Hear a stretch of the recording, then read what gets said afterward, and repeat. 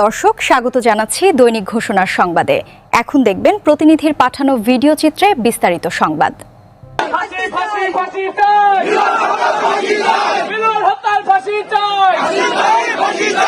বরিশালের মুলাদিতে মিলন হত্যাকাণ্ডের আসামিদের গ্রেপ্তার ও ফাঁসির দাবিতে মানববন্ধন করেছে ক্ষুব্ধ এলাকাবাসী। শুক্রবার উপজেলার বার্নিমদন গ্রামে এই কর্মসূচি পালন করা হয়। মানববন্ধনে বক্তারা অভিযোগ করেন, হত্যাকাণ্ডের পর আসামিদের গ্রেপ্তারে প্রশাসনের দৃশ্যমান কোনো তৎপরতা নেই। বিস্তারিত দেখুন স্থানীয় সাংবাদিক খান আল আমিনের প্রতিবেদনে। বরিশালের মুলাদি উপজেলার বার্নিমদন গ্রামে এখন শুধুই শোক আর ক্ষোভের মাতম। মিলন হত্যার বিচার এবং জড়িতদের সর্বোচ্চ শাস্তি ফাঁসির দাবিতে রাস্তায় নেমে এসেছেন শত শত এলাকাবাসী। এতে নিহতের পরিবার, আত্মীয়স্বজন ও সর্বস্তরের সাধারণ মানুষ অংশ নেন।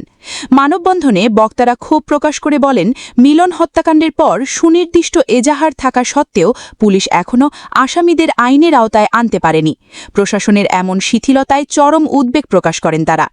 এই হত্যাকাণ্ডে সরাসরি জড়িত হিসেবে আবু তাহের, মোহাম্মদ রোমান, মোহাম্মদ রাজু, মোহাম্মদ রনি, মোহাম্মদ রাব্বি, আব্দুর রহমান, মোহাম্মদ রহিম, মোহাম্মদ জুবায়ের, এনামুল বাদশাহ, মোহাম্মদ সোহেল সেলিম হাওলাদার এবং মোহাম্মদ সিয়াম সহ অজ্ঞাতনামা আরও 8 থেকে 9 জনের বিরুদ্ধে অভিযোগ রয়েছে।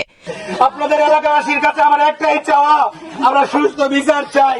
মাননীয় প্রধানমন্ত্রী জনাব তারেক রহমান, আপনি দেখেন আমার এই পরিবারটা আজকে শেষ হয়ে গেছে। আমার মা কি বলে ডাকবে, তার সন্তান কোথায়? বাবার পরিচয় কিভাবে দেবে সন্তান, যে আমার বাবা কোথায়? সন্তান এখনো জানে না তার বাবা কোথায় আছে। কিভাবে বলবে? সন্তান এসে জিজ্ঞাসা করে, সে বলতেছে আমার বাবা দোকানে গেছে। আমি মাননীয় প্রধানমন্ত্রী জনাব তারেক রহমানের কাছে একটাই চাই, আমার ভাইয়ের হত্যাকারীর সাথে যারা জড়িত তাদের ফাঁসি চাই।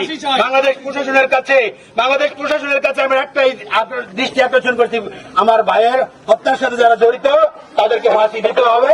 ফাঁসি চাই, ফাঁসি চাই, ফাঁসি চাই।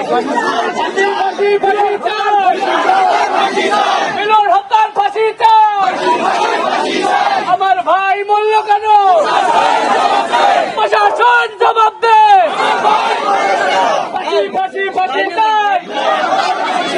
আমার ভাই মূল্য কেন?